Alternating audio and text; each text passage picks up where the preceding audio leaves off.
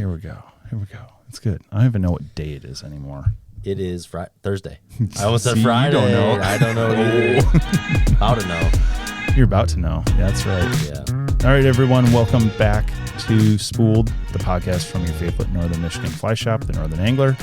Tonight, I'm your host, Matt Hartman, and I'm joined by my good friend, Casey. Hello, hello. Who works for us in the summer months and then is about to head back to school for what semester is this? I don't know. Number semester-wise. I don't know. No, you're just going back to school. How about that? Yeah. Third year. There you go. Yeah. There you go. So and you're headed up to the UP, right? Yep.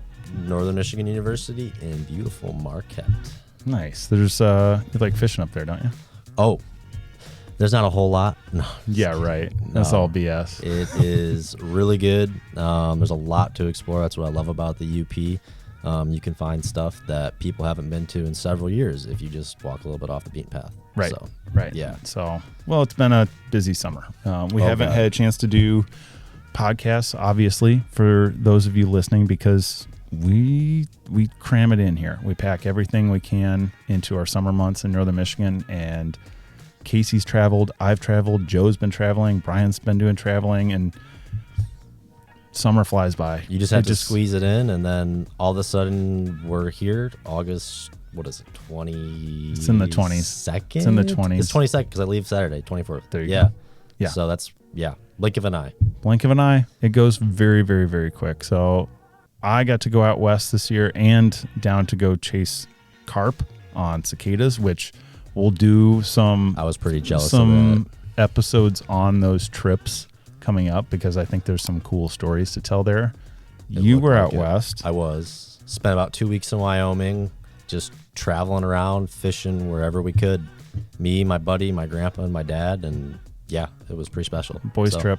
It was. It's really cool you guys try and do that every year because, I don't know, it took me years to get back out west after moving back to Michigan, and every time I step off a plane out west, I kick myself for waiting. It's good to feel small in the mountains. Yeah. You know, being from Michigan, you got big, wide open spaces. Trees, but out there it's vast. Yep. Emptiness. It's awesome. It's awesome. Yeah. And then there's good fishing too. Stupid good fishing. World-class trout fishing. It's crazy. Yeah. I mean, I love Michigan for the diversity, but man, if you love trout fishing, there's no better place. You just go out west. It's the thing to do. So, or we have a Chile trip coming up to Patagonia in Chile. Yeah, I wish I could go on that. That's going to be, so we'll see how the international trout fishing is next year. So I bet you it's going to be pretty darn good. Feeling it'll be decent. I've seen some videos. So, Casey, what was the highlight of your summer? I'm curious. Was it your trip? It's got to be, I think. Yeah. Yeah. Except I got sick for like 4 days in the middle of it, but I still managed to fish, so through it at least. And, if I know anything, it's that, only missed a day. Being sick is not going to slow you down. So just a little bit, but I was a little bit of a hindrance, I guess, on the other three people I are with because, when you're sick, doing stuff. The whole group is sick. Then. Yeah, basically. Yeah, that's a bummer. But it was worth it. Yeah, it was great. Well, that's good. Do you have some stuff planned for the fall? For the fall, yeah, we're going to Canada. Nice. Actually, you're doing that same kind of salmon trip? Mid-September. Going to go up to Wawa and tour around up there, and it's some really good fishing up there. That's cool. It looks cool. I think I'm going to be beautiful. I have a buddy's wedding to go to, so I'm going to miss out on that. But hey, you'll be in But I'm going to go up to the UP and camp for a week. Yeah. So that's pretty special too. Yeah, I haven't had a lot of time to do that kind of stuff, but Hey, you just spent a week out west, isn't that right? I know. It was like nine days. Yeah, you went from Montana, Wyoming, Idaho. Yeah, that's wild. A pretty good tour. We'll talk about that. The tour to West. Yes, we'll do a subsequent episode on. Oh my gosh, we're gonna have Rich call in for sure. My driver. I was the co-driver. Oh, I was a bit of a passenger princess. That's not too bad. I had a very important job: navigate and play the music. The music's probably the most important Simple. out of that. Yeah. We even made a playlist, so maybe we'll share that a little bit. So important stuff. Can't wait to see. Tonight's episode I'm excited about. This is why I wanted to do this with Casey. Is tonight we're talking about mousing. And I think there's a lot of mystery surrounding mousing because the anglers that really focus on it, they don't always talk about it a lot. There's, and it's this ragtag type of fishing that's a little bit different. You need to be very comfortable, I think, in a river, first of all, and then you're doing it in complete darkness, which is it's like being awesome. In another world. So we're going to talk a little bit about what the mousing thing is, why we like to do it, and maybe have a few tips for you as well along the way. And we're going to talk about Joe, Casey, and I fit a few mousing trips in this summer. Like just a few. Week. I know it was like last ditch efforts to be on the water together, but we had some fun. We'll tell you about how that went and walk you through kind of our fishing trip, and then give you a few tips and call it good. That's the plan, man. That's the plan. You good with that? I'm down with it. Let's do it. So I'm curious, like, how would you describe what mousing is to someone who's never done it, to a new angler? It's going out in the river late at night, throwing big topwater flies, imitating mice, frogs, trying to get a surface strike from a large brown trout. That's perfect. I think basically, you're just I mean, would you even call it streamer fishing in a way? Like but it's top water. Like, I don't know. You're hunting fish. Is the way I would describe it. Is you're hunting fish at night when you have not necessarily a vision advantage, but it's when big fish hunt. So it's you're timing. You're just things out right. there when they're there. Right. Basically. Exactly. And that's I remember the first time I went mousing, and I think I just scared myself in a way because, first of all, you're wading a river at dark, and a river takes on a totally different identity at night. It's a different river. World, basically. Or I tell people this all the time, like, if you want to know your favorite river, fish it at night. Yep. Then you'll know it so intimately, so well. Oh, what's that sound? Well, that's that branch that pops down from this tree that just dances on the wall, because your sense of hearing, all your senses are heightened. Except your sight. Your sight's garbage. Some nights are very tough. Yeah. I mean, sometimes we do have the moon, but we're never fishing with our lights on. No. Yeah. And it's such a cool thing you kind of find your own boundaries at night in a way. I used to fish at night alone. Not recommended. Generally do not do that anymore. Plus, I think it's more fun with a buddy. Yeah. You feel a lot more you can, secure as well. And you can build off each other's energy. Mm-hmm. I know you don't get tired. I get tired at night now. And if we were not fishing together, like if it wasn't Joe, Casey, and myself, I would have gone home hours ago. But that drive of the group you were slowing down a little bit, but you stuck with it. Yeah. And you blew up some fish. We blew up some fish. Yeah. We had some fun. Oh, so I think mousing it's its own thing. It's kind of like the spay is an offshoot of steelhead fishing in a way. It's its own hunting for special fish. Yeah. That you don't see in the day. That you don't see it in the daytime. So, and some context for you, Northern Michigan, our trout fishery, we have stellar fishing for about 6 weeks. Yep. And then things start to just kind of decline slowly throughout the summer. We get low clear water. Hot water. We get hot water because our rivers are full of sand. Yeah. And it's like absorbs a beach. Yeah. And on a hot day, it absorbs that sun. Mm-hmm. So most of our trout fishing, if we're on the rivers during the day, it's going to be from sunrise to about noon. Yep. And then it's so slow in the afternoon. Doldrums of the day. It's rough. It's the dog days of summer. Yep. So what we found is in the evening, I mean, we'll meet up at 9? Yeah. Just as the sun's like sort of setting. Sun's starting to set. Period. And the water temps have cooled down back into safe ranges, and big fish come out at night.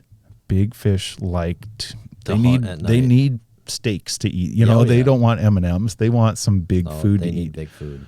And most of our fish that we catch during the day this time of year, they're smaller fish. They're eager brook trout trying to get a meal, or some smaller brown trout just eating a hop or something like that, or a terrestrial. Yeah, it was still fun. Which is fun. And I love it. I love light, going light with a 3-weight or a 4-weight, just fishing light stuff, small stuff, and just lighten fish up because they get after it. It's a riot. And, the mousing thing is rarely a high numbers thing. No, it's a couple Sometimes fish. you get some shots. Sometimes you get a lot of shots. Converting fish, hooking fish, keeping them hooked. That's probably that's the most frustrating part. Oh, I'd it's say, so of mousing tough. is some nights, I swear you'll have 20 plus fish blow up on your fly and you'll hook And maybe 2. You can't keep them buttoned. It's wild. And You don't understand sometimes. I mean, if I'm eating tacos at night, I'll probably miss my face on occasion too. Yeah. Especially if it's moving or something, Just it's so eager. So they're eager, and they're not always committal, I think, at night. But that's how I would describe mousing it's this night ops mission, basically, where you're out there. You better make sure you don't work the next day. Yeah. Yeah. Done that mistake one too many times. You always work after. Usually. But the fly shop opens at 10, so right, and we're fairly understanding if you have a big fish picture to show off in the morning too helps. Yeah. It helps a lot. So I think everyone should do it. My biggest concern often with new anglers wanting to jump into mousing. So I've seen this. I've done this long enough. I've been at the shop long enough where I see this progression. 10 years ago, new anglers wanted to go fish an 8-inch streamer. Yeah. They wanted a triple dungeon and a 350 grain line. Because that's what caught big fish. And that caught big fish 10 years ago. Supposedly. And I get it. Everyone wants to go catch a monster. The adrenaline rush of Heck it. yeah. It's just the chase. My concern is knowing the river at night as a new angler and being comfortable waiting, especially at night. I mean, it's moving around in water is not easy. And then you want to do it at night. It's kind of tough. So I always just encourage, if you're a new angler, definitely don't go by yourself. No. But don't be afraid to go mouse. Go do it. Yeah. Heck yeah. It's a riot, and it'll spook you a little bit. Do you remember when we took Patrick? Oh, God. I've never seen him so excited after that first fish. That kid had so much adrenaline running through his veins. Yeah. Well, and he didn't even hook the fish. No. We were just floating down a local river, and, boom, there's a blow up. And it's close. I mean, it was a rod length away, maybe. And he just wasn't even that big of a fish. He froze and looked at everybody. He was, what was that? What was that? Like, that was a fish, dude. And he just started. He's like, oh my God. He started freaking out. And we're maybe 20 yards from a house. Yeah. Quiet, Patrick. Quiet, Patrick. I mean, he's screaming. The lights are on. It was so cool. That's another thing too. Respect the homeowners on late at night. Yeah. It's not a you good don't want move to. I actually had the cops called on me at one time because I caught a big fish, and me and my dad were a little excited and had our headlights on, and sure enough, show up to the boat ramp. There's a sheriff. Yeah. But it was all good. It's odd floating and waiting past people's houses as they're watching TV, and I mean, it is what it is. I just try and not make noise or shine my light inside, or because I'm not here to make anyone uncomfortable. I'm in my own little fishing world and doing my thing. So but it's what I'm trying to say is you'll spook yourself the fish you blow up, especially if you're fishing some really quiet water. Oh my gosh, it's intense. Speaking of taking a new angler mousing, last week, me and my buddy Nate took Max. Oh, that's right. You were telling me about that. From Canada. Yep. Over to the Asable. And he blew up a fish probably 5 minutes in. And he was so excited and freaked out from it. It is something that everyone should experience if you're a trout angler. I think so. It's something else. It's something unique. Yeah. And anymore, that's what energizes me as an angler is if it's unique, if it's different, I'm there. Yeah. That sign me up. With a few caveats, of course. Yeah. Of course. Like, I probably have no desire to catch a shark while I'm on a paddleboard. Yeah. I'll be honest. Like, I'll just go watch Conway Bowman do that or whoever. It's good for you, man.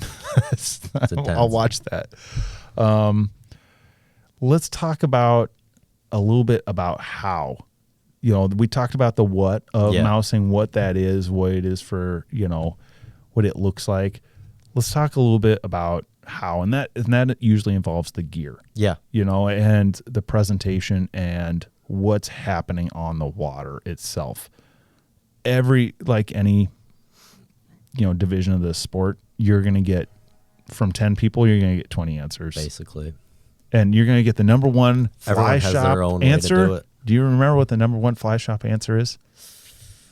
You might have to remind me. It depends. It does depend. I feel so probably bad. I'm going to get answer. He's correct. I feel like I should have a T-shirt that says that, because every question I get in here is it depends. Well, there's so many variables. I know. What are you going to do?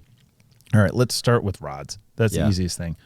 Actually, you know what? Let's even back up further. Let's talk about time of year, scope. Yeah.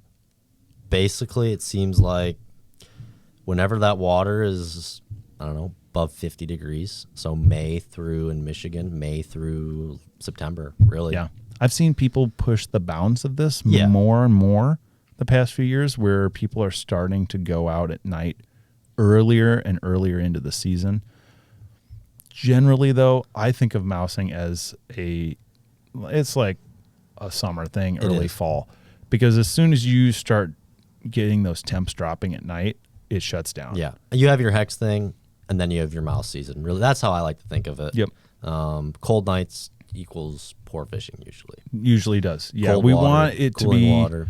I mean, we want the water to be cold, don't get me wrong, but we want it to not take a nosedive. Yeah. That's the big thing. And, your ambient temperature has something to do with that. There's a lot of factors out there, but at least for us in northern Michigan, you can go out and mouse any, basically June through September. Yeah, I think is like the sweet spot. Yeah.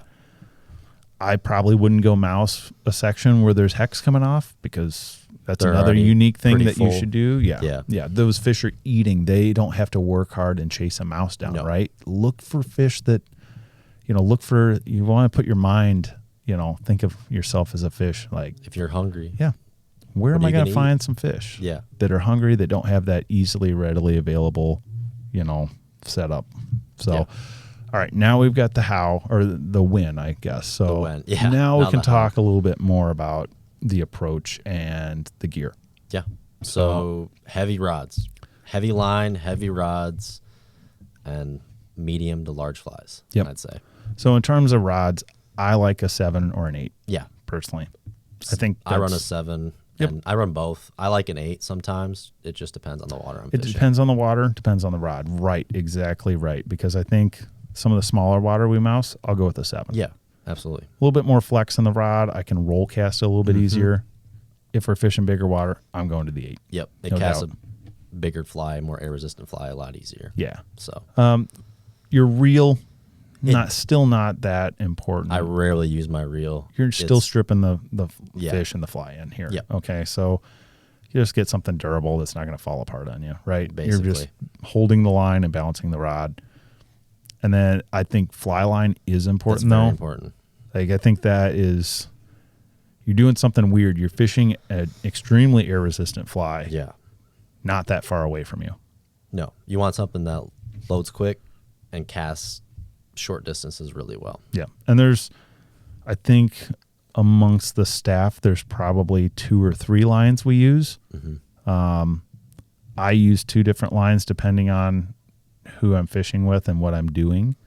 For myself, it's the Scientific Angler's Titan Long. That's what I use. Yeah. Or the Frequency Magnum from SA as well. Both are good. In a glow. Both are good. So the glow line's helpful. Glow's cool. Yeah. I mean, it's fine. And don't let anyone tell you never use glow or always use glow. Go figure out for yourself what works for you. Because there's times, if you have an area where it's a complex current, knowing what your line's doing can be super helpful. Yeah. I mean, think of, I'm thinking of a specific bend. I'm going to get Casey to understand what it is without telling him. It's on our local river, and it's this like weird back eddy that all the current dies on one side but is fast on the other. And if you don't know what your line's doing, you can't fish it very well. Exactly. So it's tough. Those lines I like because they're overlined, probably 2 sizes, so they load in quick. And I like that Titan Long because you can mend it. It's very easy to mend. Because it's a super long head, or a lot. It's longer than the standard Titan at least. Another one we've played with is the Anadro. The Anadro or the Predator too. Or the Predator from Rio. I've used that in the past. I've fished this. Is it the Sniper from Airflow a few years and years ago? Joe was fishing that. Thought the Sniper. Yep. So what line was just that? find a big line. Yeah, basically. But those are some of the lines we like to use. In terms of leader, I'm excited to have Casey talk about leaders because I think he blew Joe's mind the other night. Oh, God, yeah. So you don't need to go really any lighter than 20 pound. I'd say that should be the lightest you use. I agree. I take a 0x leader personally, and I cut it back to about 3 feet left. That's a great tip. Save if you have pretty much any. Yeah, any leader. That's what I do. That's like a 9-foot leader. If I've burned a leader save out, the butt section. I save that leader. I have like a whole bag of burnt leaders that are just my mouse leaders now. Because they use 30 pound or whatever for the butt section. And it saves you flies. You get stuck, you can just keep reefing. Yeah. So the reason let's tell people why we use a heavy leader. Number one is turnover. Yeah. It turns over an air resistant, chunky fly. Makes roll cast real nice. It rolls great. And then you can get those fish in, you know. Oh, yeah. We're not playing these fish. We are in a hurry. We want them to get getting them in. these fish in so we can release them. Yep. So that's kind of, and then did you talk about length? Length is really, really, really important. I'd say 3 feet max, 4 feet max. 3 to 4 feet. Yeah. Short. I think that was shocking for Joe. Yeah. The longer he was using like a 6 or 7 foot leader with like 3 sections. I run straight Maxima. Yeah, that's all you need. Straight Maxima. Because it's so short, the taper doesn't do anything. Plus, I want it to smack down on the water. You want that slap. So it draws them in sometimes. You want things to slap. Is that what I'm hearing? Yeah. That's important. The slap is good. Yeah. So, and then flies. This is when you go down the rabbit hole. Oh, boy. You could go spend days talking about mouse flies, I feel like. I think it's the big thing I would want to communicate is style of fly should match the type of water. Absolutely. So one of the rivers we like to fish is just flat. And it's super slow. It's like we call it a ditch sometimes. It's basically a spring creek. It's just flat and calm, and there's no rapids, no nothing. There's barely riffles. Barely. And, well, we're usually not even fishing in the riffles because we want that little bit of a hunting ground kind of area. There, I want a fly that maybe it wakes. Maybe it doesn't push a ton of water. Maybe it doesn't. I think of it kind of like the idea of popper fishing. If I'm fishing really, really calm water, I don't want to go throw a size 1/0 popper that's just, basically a depth crashing charge. Water, stuff like that. No, a little more subtle, more realistic. So flat water, calmer water. I want a fly that sits a little bit higher in the water column. I think of Mr. Hanky as a classic. That's a good one. The what's the deer hair one? Oh, the Moorish mouse. Thank you. Yes, good memory. That's a classic. Moorish mouse is a classic. Yeah. I think Ed's flies are great for that. It's a step towards something a little bit bigger, hang down. I like the frog pattern for that slower water. Amphibious assault. I like his mouse for more disturbed water because of that curly tail. It gives off a wake. Oh, the McCoy mouse. The mouse. Yep. Yeah, with that little twister. I think that's smart. Those subtle little details. So we're talking about Ed McCoy, who I'm hoping to have on the podcast in the future because he's the mouse god. I'll give him that. That's all he does in the summer. And that's commitment, man. That's cool. Oh, and he designed some really cool flies. We had some guys in the other week from Utah that are starting to mouse, and they were so excited to see that we had actual mouse patterns. Yeah. Because I'm sure all they have is a Mr. Hanky or something like that. And they don't do it a whole lot out there. They bought a pile of them. So, and we have them online. You can check them out. McCoy's Mouse and Amphibious Assault. Really, really good mouse patterns for that water type. For all of Michigan, actually. Yeah, I like it. They fish well everywhere. Let's talk about a little bit busier water, riffle water. Yeah. Something that creates disturbance. You have to get their attention. Yep. Because if it's fast water, the other day when we were out there, we were catching all of our fish out of super fast water. Yep. And they will be sitting that sometimes, and you have to get their attention. You do. Yep. And if it's just this quiet, sit on top fly, it's not gonna slap. Yeah, exactly. You need it. So the slap will help in that. So you're gonna situation. throw a heavier fly that probably holds some more water, probably some more rabbit fur, that kind of thing, or a brush that uses some natural materials, and then sits a little bit lower in the column, and probably is a little bit more dense up front. So if you're doing strips, we'll talk about presentation in a second. Yep. It pushes a little bit of water. So that's kind of, let's see, I'm trying to think of some, wiggle lemming. That's is a good one. There's a few companies that tie that one. Heavier one. There's a bunch. And mousing is kind of like streamer fishing used to be, where it's this free form, like, just anything goes. You want to tie it pink, do it. And it's fun about it is you can tie some weird stuff. You can do some green, pink, purple flies. Yes. They all work. They work. Different light conditions. Yeah. You can play with different colors. Some people are very Color stringent specific about that. I personally am not. Some are. I just think go throw it. If it Yeah. works, it works. If it doesn't, change it. Yep. I don't know. I don't get out enough. The guys that pattern these fish that know addresses that are out there every night, I'm curious to ask Ed that question. Yeah. Very, very curious. I've never actually asked the question to Ed what color I haven't works either. what night. So, But yeah. but it's not like you don't catch fish, huh? I don't change colors a whole lot, and I don't see it necessarily because you matter. go with what you have confidence in. Confidence is key. Confidence catches fish. It does. It does. So let's talk about how we're fishing these. So the approach generally when we're fishing is downstream. It is.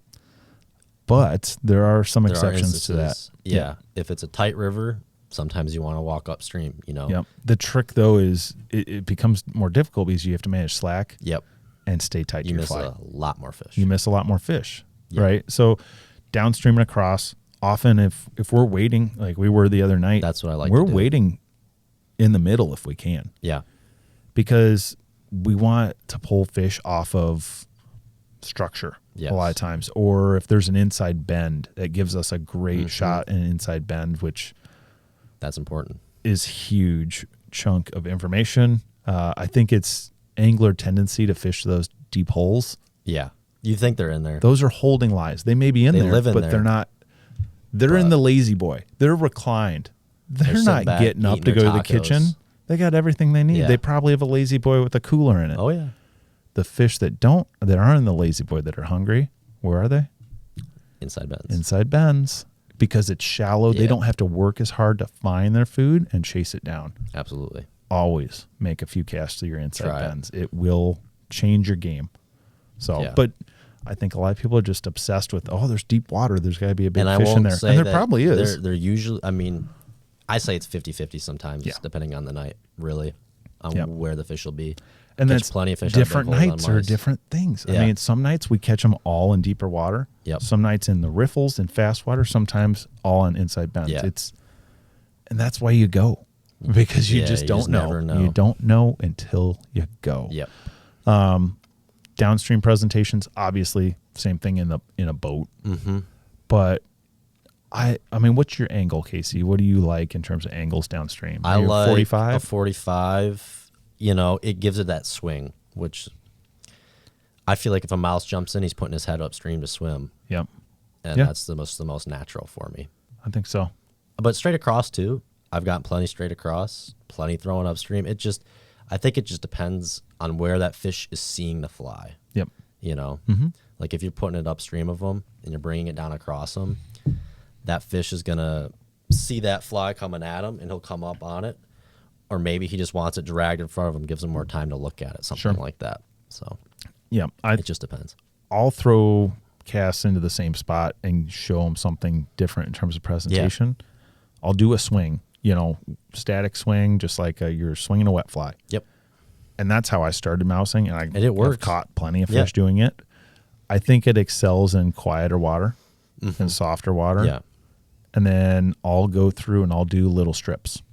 The micro strip is A micro strip catches a good. ton of fish. It does. Or the slow strip and a pause. Slow strip and a pause. Like the other night, Yep. we were only getting him to eat a pause.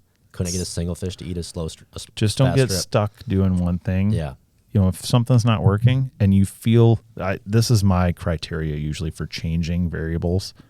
If you feel like you are making good casts, you have confidence in your fly, if you are putting your fly in places where there should be fish, then change your presentation. Yeah. But I'll change that first before I change or you flies. Just stick to it. Yeah. And eventually it's you'll a be grind rewarded. Sometimes it's a grind. It's fun. So that's I wanted to walk everybody through how we fish, what we do, that way, and how to approach that. And we're hoping to do some more videos on that as well. It's not the easiest thing to show at night, but it's difficult. But we can talk about it. We can do the visuals during the light so people can see and then kind of visualize what that would be like at night, right? So any essential things you take with you before we get into tips? Like, I think there's, like, if you were going to build a quick mouse kit for tonight, what would you throw in your bag? Headlamp, heavy leader, extra flies. How about extra UV batteries? Light, and sometimes extra batteries if you have a shitty headlamp that falls apart and drops all your batteries. Yeah. Yeah, that does happen. But UV light, I'd say, is the number one. Tell them why UV light.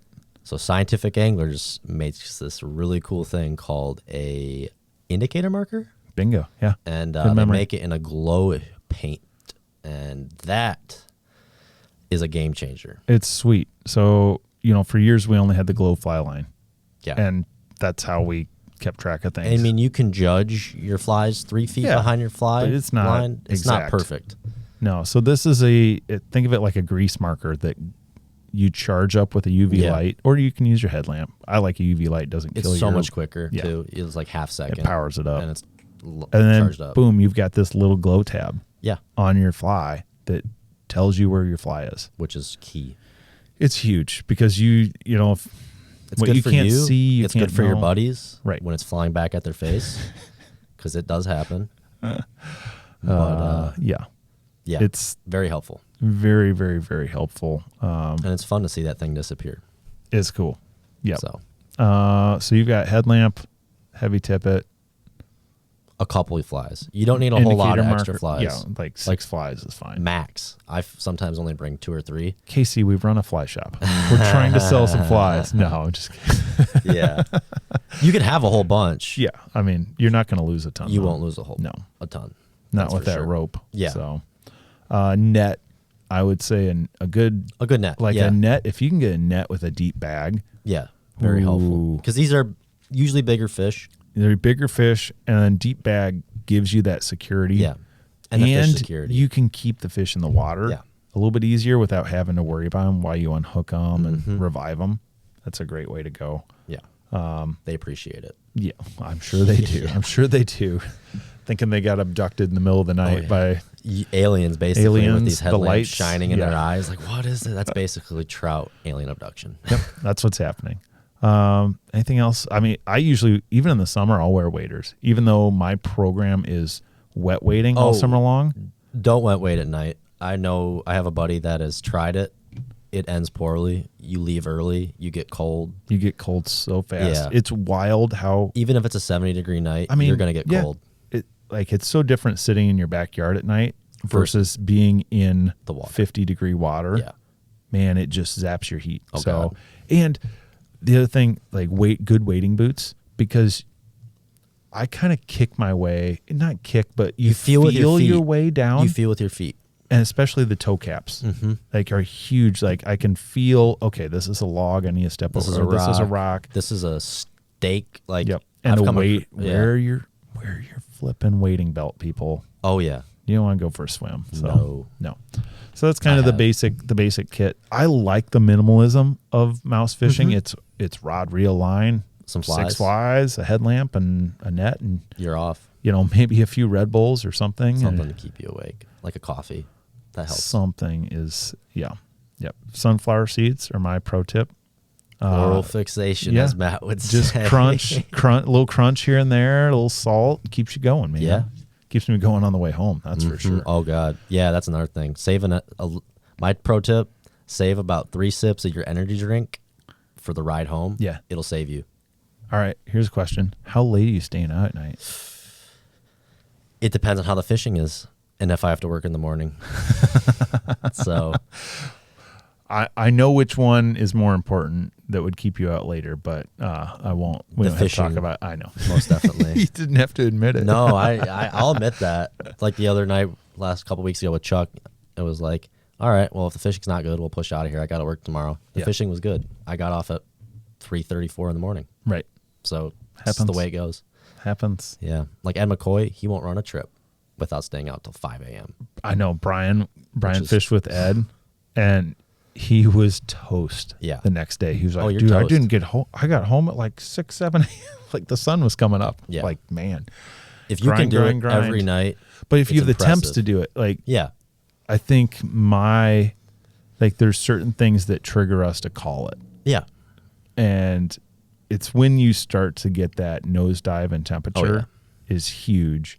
like tonight's gonna be tough. I'm going tonight, and it's gonna get cold. It's gonna get cold. But I leave on Saturday. Yep, you gotta go for it. Yeah, go for it. But you might get an early bite You too, never know. because the days are getting shorter. So if you get mist on the water, oh man, I basically call it. If we Death get fog. if we hit the dew point and then we Death get the fog, There's it's two types over. of fog. There's water warming up fog, and there is water cooling down fog. You don't want the water cooling down fog. Well, you don't get many water warming up in the middle of the night. It's rare. I've seen it. What? Yeah, last Friday on the Was it a Asabo. purple haze. Just about. Yeah, there was a haze over the river. But, That happens. Yeah. Yeah. All right. Well, I think that's some good info for people in terms of gear and basic stuff. Hopefully we'll revisit this in the future with Ed too. But let's talk about our little mousing mission the other night. Yeah. Or other nights. Mm-hmm. We snuck out twice in how many days? 4 days In apart. 4 days, which is pretty good for us. We Especially did. for you. It's true. I know. That's the reality. We did a wade mousing trip, and then we did a float as well. Mhm. And man, that was so much fun. It was great to get the out. guys together, to get, just blow off some steam and go goof off basically with the boys. And I mean, we set expectations Minimum. really low, As you should. which I don't even know how Joe put it. He said, all I care about is hanging out with my friends and having some good laughs. And seeing a fish, maybe. And maybe seeing or hearing. And we did that in It was great. one bend. Yeah. I think we had a on the blow up in float, the first bend on the float trip. First 200 yards. Yeah. So yeah, that's cool. That was cool. Let's talk about the wade first, because Yeah. we did that first. That was pretty fun. So I went to a local river here Yeah. in town, and we're not here to spot burn. So, find your own spots. But we went to a local river here. We met up. Casey got a lift from Joe, and we dropped I've not done this. This was kind of cool, where we dropped a car to walk down to and drive back up. We waded a section I've never waded. I neither have either. I've been several years since I floated it, and I was like, let's do it. Let's do it. Why not? The funny thing is, we just told everybody to know the river where We just did. But I float that He floats it section a lot. a fair amount, and then If you have 3 people and at least one of you stays back while the other 2 go see if that hole's deep, yeah, you're usually all right. we were fine. It was Yeah. a good system. It was a good system, and we're pretty confident waders as well.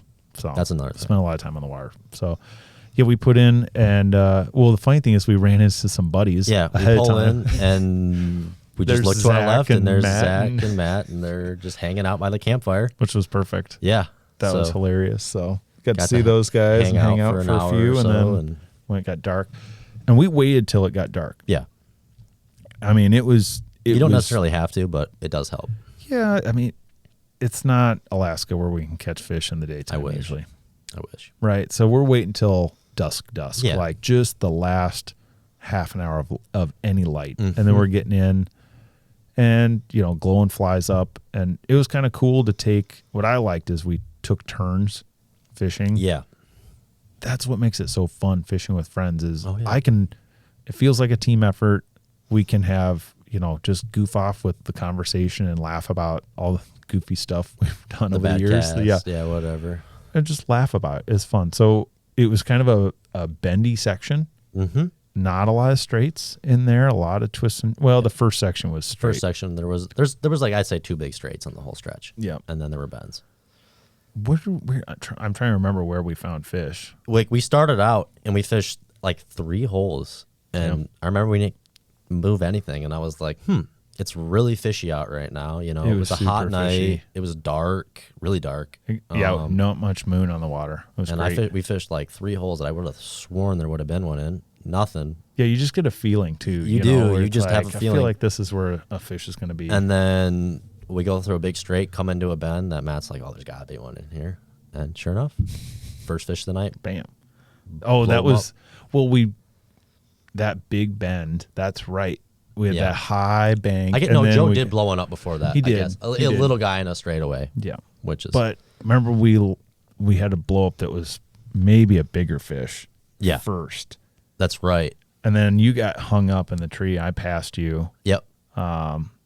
Didn't get anything. You were fishing behind me. I was. We came into another bend. I fluffed that fish for you. But you big time fluffed it. He was like an S bend. He was on the bottom end of the S bend. He fished through it. I was just sitting back, bullshitting with Joe, taking casts behind him, and like put a perfect cast right on the bank, swinging it, chomp. Flushed it. All I hear is, got him. There he is. Yep. And here he was. There he was. That was a nice fish. I mean, what was it? 19, 20? Yeah, in that range. That was a great, nice, healthy brown trout in there. And this is small water. It is.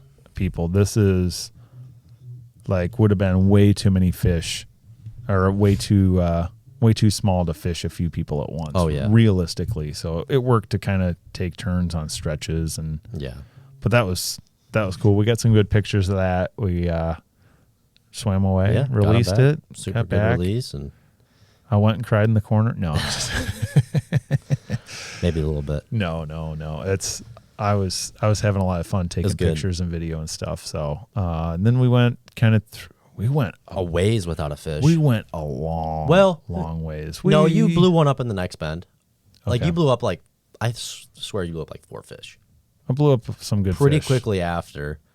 It was active. Yeah, because I fished after it was just like a weird bite period, and then it died off big time. And then we went for a bit of a hike, which was sweet. We went hung out in this big field, looked at the stars. Yeah. It was really cool. It was right around the Perseid. Yeah. The meteor shower. Yep, so we got to see some cool meteors. And there's just this big, huge meadow with tall grass we were walking through, which was kind of beautiful because it was full of mist as well.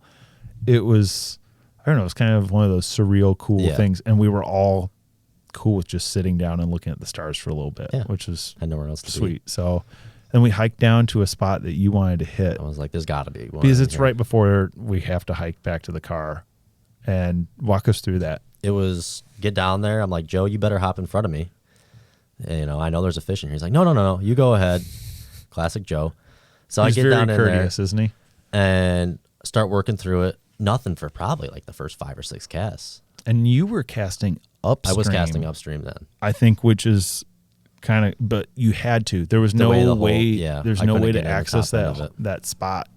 So that was kind of cool to see you fish upstream. Yeah. And then like the 6 casts right in this back eddy, kind of on the inside, I just get drained by, a nice upper teener. Yeah.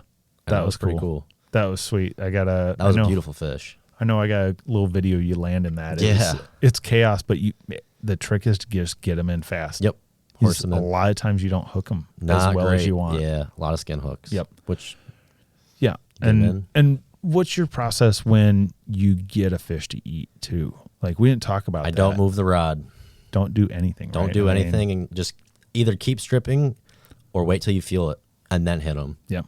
Once hit them hard. If you feel it, hit them hard. Yep. Basically. But I think that's a big thing that people do is they either trout set. Oh God. Or they strip set way too early. Yeah. Speaking of Max, ears will fight you because you think, oh, I heard it eat. It's got to have it until you feel it. Yeah. So it's good sometimes to like zone out and look at the stars and let those fish eat it. Like the slower you are on your reaction time, the more fish you actually land. It seems like. So that was cool. That was pretty successful. Good way to cap off. I think I got home at 2 something. That was an early night. Yeah. That was an early night. Early. Quoting. There's air quotes here. I say average night mousing is you're off by 2. Yeah. I mean that's if you got, especially you got work the next day. Then we did a float.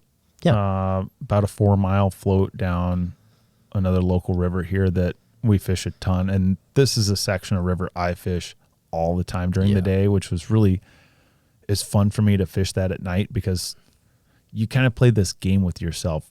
Do I know where I am? Like I'll like refocus for a second and like yourself all the time. Okay, I think I'm right here, right ahead of this bend, and I think I did well about 75-80% of the time. There were once or twice where I was like, oh, we're not where I thought I was. We're not at the bridge I thought we were. Which is all right. Which is fine. It was good. But I like that section. It's a little bit faster in there, which a lot of people don't think of throwing a mouse in there. But that's where those bigger, louder, flies do pushier flies do really well. And it was a fishy night. That was some of the most action I've had on that river in particular in a long time. We moved a ton of fish that night. We didn't land. We didn't land a ton, but what, 3, 4? I think 3. 3. Yeah. Well, there were definitely some fish that were hooked and lost. Yes. Too. I think Joe lost a few. I lost 1 or 2. But man, what a fun! It's weird floating at night. I get a lot of people ask like, how do you do that? So number one, peripheral vision is your friend. That's where you have good night vision, and then look up and you can kind of see a path through the trees. Follow the trees that the river's cut. Yeah. It's cool.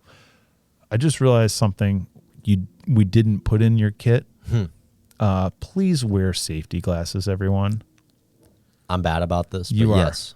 Please do. Wear safety glasses. I don't know about you. I know you didn't, but I took a fly slap to the face that night, and one hooked my shoulder rowing, which is why safety glasses are a key thing. Yeah. I wonder who. Yeah, wonder who that was. So he may have been in the back of the boat. Who knows? Yeah, anything's possible. Yeah. So, but that was a fun night too. Yeah, that was great. A lot more action. That was some fun time with the boys. So I just encourage everybody, get out there, try it with a buddy. Go goof off at night a little bit. You don't have to stay till 3 a.m. No. The later we go into the season, the shorter the nights are. It is. This is true. Like I'll get off the water, the next month I'll start getting off the water at 10:30, 11. Yeah. Then I'm home by midnight. It's good great. To go. So anything you want to add before we wrap up? I just kind of wanted to talk a little bit about mousing, or mousing as Alex calls it. Alex and his mousing. Oh, he likes to diss it a little bit because it works so dang well. But, understandable when you have such a dialed program in the day. I get it. Oh, it's not the most technical fishing. No. This is not, we're not here on our high horse. We are out there goofing off and just seeing what happens. You're just have fun. Yeah, exactly. Just hop into a different universe for a few hours. Right. But yeah.